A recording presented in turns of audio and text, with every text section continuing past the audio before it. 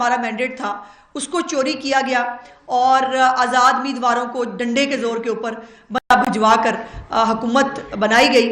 لیکن یہ تمام چیزیں جو ہے جائز تھیں چونکہ عمران خان حکومت بنا رہا تھا. اس کے بعد اب جب 2024 کا الیکشن آیا ہے، افسوس کی بات یہ ہے کہ جب سے یہ تحریک فتنہ فساد پاکستان کی سیاست میں آئی ہے تو اگر یہ حکومت میں ہو تب بھی دہشت گردی کرتے ہیں.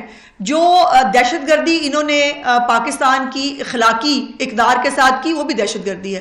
جو دہشت گردی یہ پاکستان کے سیاسی مخالفین کے ساتھ کرتے رہے وہ بھی دہشت گردی ہے. جو دہشت گردی انہوں نے زکوٰۃ خیرات کھا کر اور پاکستان کا خزانہ لوٹ کر دہشت گردی کی وہ بھی دہشت گردی ہے. یہ تمام دہشت گردیاں جو ہے وہ کرنے کے بعد بھی اب بھی ان کو ٹھنڈ نہیں پڑ رہی. اور ایک عجیب بات ہے، عمر ایوب صاحب ہو یا گنڈا پور، وہ اپنی طرف سے پی ایم سی ایم بنے ہوئے ہیں. ایک تو یہ سمجھ نہیں آتی، کبھی کہتے ہیں حکومت بنا رہے ہیں، کبھی کہتے ہیں حکومت نہیں بنا رہے، اور ان کو الیکشن دوبارہ بھی نہیں کرانا. ان کو الیکشن ٹھیک بھی لگ رہا ہے. کے پی کے اندر وہ جو ہے وہ پارلیمنٹری پارٹی کی اپنی میٹنگز بھی بلا رہے ہیں، لیکن پنجاب کے اندر جو ہے وہ فتنہ فساد کرنے سے باز نہیں آ رہے.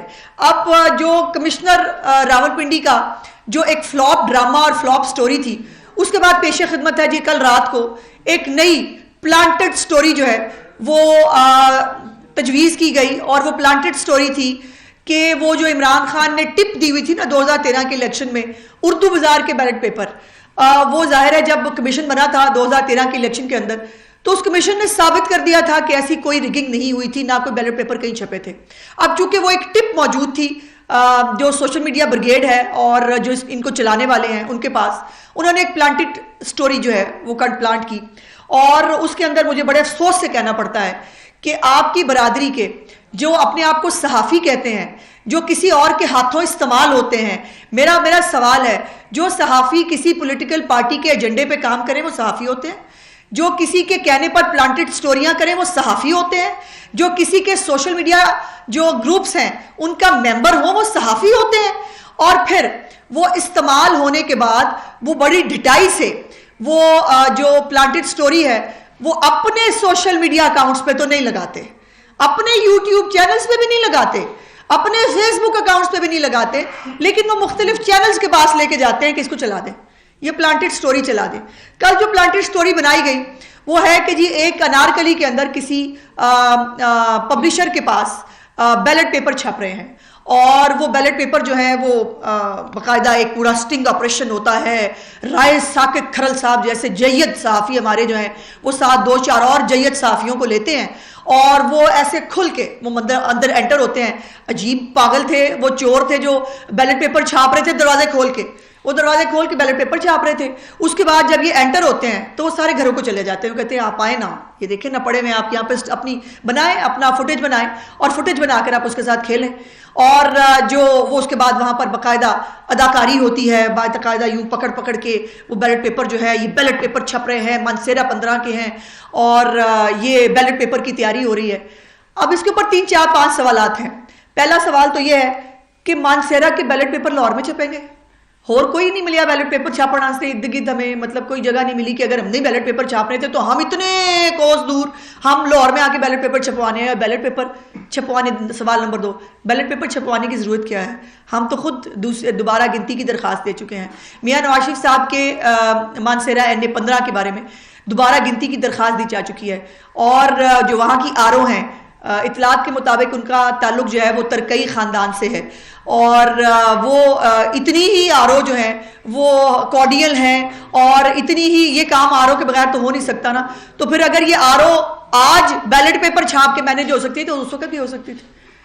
سوال نمبر 3 کہ یہ کھلے عام دروازے کھول کے بیلٹ پیپر کون چھاپتا ہے؟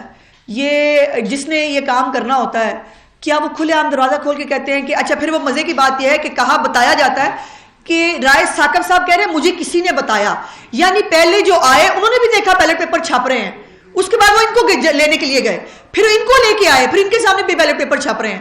مطلب کمال ہے کہ خدا کا واسطہ کوئی نمک بہتا پہ گیا سٹوریج، یا تسی جڑا میٹھا بہتا پاتا اور وہ کوڑا ہو گیا ہے، اور وہ کوڑا ہو کے پوری دنیا نے دیکھ لیا ہے. اس کے بعد سوال نمبر 5 یہ ہے کہ جب آپ نے وہاں پر آپریشن فرما لیا تو پھر آپ کو انہوں نے کچھ نہیں کہا، انہوں نے ان کی اتنی بڑی چوری پکڑی جا رہی تھی, آخر ان کو بہت بڑا کسی نے دیا ہوگا نا, ٹھیکہ دیا ہوگا یہ کام کرنے کے لیے.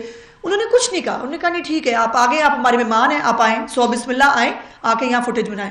وہ ان کو کچھ نہیں کہتے, وہاں پر ان کو باقاعدہ شوٹ کرنے کے لیے ایک آتا ہے شوٹ کرنے پر, دوسرا آتا ہے شوٹ کرنے, اور وہاں پہ شوٹنگ ہوتی ہے. اس کے بعد سوال نمبر 6 کہ آپ نے جو یہ فوٹیج بنایا وہ سب سے پہلے آپ نے پی ٹی آئی کے سوشل میڈیا اکاؤنٹس کو دیا. آپ کے اپنے سوشل میڈیا اکاؤنٹس پہ اتنی بڑی سٹوری تھی. میں بھی اب مجھے آپ صحافیوں کے ساتھ رہ کے کافی جو ہے وہ آپ کی ٹرمز کا بھی اور آپ کے جو معاملات ہیں ان کا بھی سمجھ آ جاتی ہے. یہ سکوپ ہوتا ہے کسی صحافی کے لیے. بڑی اتنی بڑی سٹوری دیکھیں نا جی, بریکنگ نیوز, تہلکہ خیز بریکنگ نیوز لے کے آیا ایک صحافی, اپنے چینل پر ہی گیا.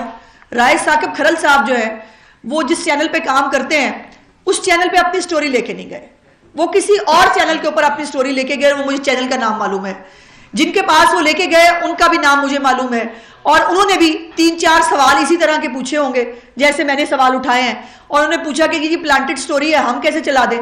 تو پھر وہ موصوف جو ہے چپ کر کے اس کے بعد گھر آ گئے اور آج تک بھی ہوش ہیں. آج تک جو ہے وہ ان کا کوئی اتا پتہ نہیں ہے کہ وہ کہاں پائے جا رہے ہیں. سو یہ اپنے چینل پہ, اپنے فیس بک پہ, اپنے سوشل میڈیا اکاؤنٹس کے اندر جو ہے یہ آپ نے سٹوری, اتنی بڑی سٹوری آپ نے جانے دی. یہ تو آپ کے بہت بڑے صحافتی آپ کی جو ہے وہ کردار کی, آپ کی فیلڈ کی بہت بڑی سٹوری ہوتی. اگر یہ پلانٹڈ نہ ہوتی, آپ کو خود پتا تھا نا پلانٹڈ ہے, اس لیے آپ نے اس کو اپنے چینلز پہ شیئر نہیں کیا. آپ نے چونکہ آپ پی ٹی آئی کے سوشل میڈیا بریگیڈ کی ایک کارکن ہیں, آپ ان کی انسٹرکشنز پہ چلتے ہیں, ان کے کہنے پر یہ پورا ڈرامہ فیلڈ کیا گیا اور اس کے اوپر آپ نے اداکاری کی. اور اس کے بعد اب جو آخری بات ہے وہ یہ ہے کہ اس معاملے پہ جرم تو ہوا ہے. مجھے افسوس ہوتا ہے کہ پاکستان ہم سب کا ملک ہے, ہم سب نے اس ملک کو آگے لے جانا ہے. میڈیا ہو, عدالتیں ہوں, مقننہ ہو, انتظامیہ ہو, سب لوگوں نے اپنا اپنا رول ادا کرنا ہے, تو اس ملک نے آگے بڑھنا ہے. آپ چلیں, آپ کو بہت محبت ہے ایک پولیٹیکل پارٹی سے, آپ کو بہت محبت ہے اس کے ایک لیڈر سے, کریں محبت, چلے میں اس میں بھی اعتراض نہیں کرتی.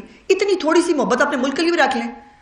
وہ ملک جس نے آپ کو نام دیا ہے, وہ ملک جس نے آپ کو شناخت دی ہے, وہ ملک جس کا صحافی کہہ کہ آپ کنگ میکر بنے ہوئے ہیں اس وقت, وہ ملک جس کے لوگوں کو چوٹ سچ دکھا کے آپ ڈالر کماتے ہیں, اس ملک کے ساتھ اتنی سی محبت کر لیں, اتنی سی ہمدردی رکھ لیں کہ اس ملک کے اندر جو فتنہ فساد برپا کرنے کا جو پلان ہے, جو 1971 کی یہ مثالیں دیتے ہیں, اللہ میرا دل کام جاتا ہے 1971 کی بات کرتے ہوئے. وہ بڑی خوشی سے کہتے ہیں 1971 جیسا دوبارہ ہو سکتا ہے, وہ کہتے رہے ہیں. آخر اس کی کوئی پلاننگ ہے نا 1971 بنانے کی. جو سری لنکا بنانے کے جب بات کر کے گئے تھے تو سری لنکا کی پوری تیاری کر کے گئے تھے. وہ جب انہوں نے 450 ارب کا جو ہے وہ ٹیکہ لگایا تھا پاکستان کے خزانے کو, 10-10 روپے جو ہے وہ جون تک فریز کر کے, پیسے کم کر کے پیٹرول کی قیمت میں, اور IMF کا پروگرام ختم کر کے پھر اس کو فونیں بھی کرائیں کہ بالکل پاکستان کی ہیلپ نہ کرنا, پاکستان کو سری لنکا بنانا ہے. اب بھی پاکستان کے حالات خراب کرنے کے لیے جو پلاننگ کی جا رہی ہے, مجھے افسوس ہے اس میں ہمارے صحافی حضرات استعمال ہوتے ہیں. میں پوچھنا چاہتی ہوں کل سے آج تک یہ جو کچھ ہوا ہے, ہمارے صحافتی تنظیمیں کہاں ہیں؟ کیا کسی نے نوٹس لینے کی کوشش کی؟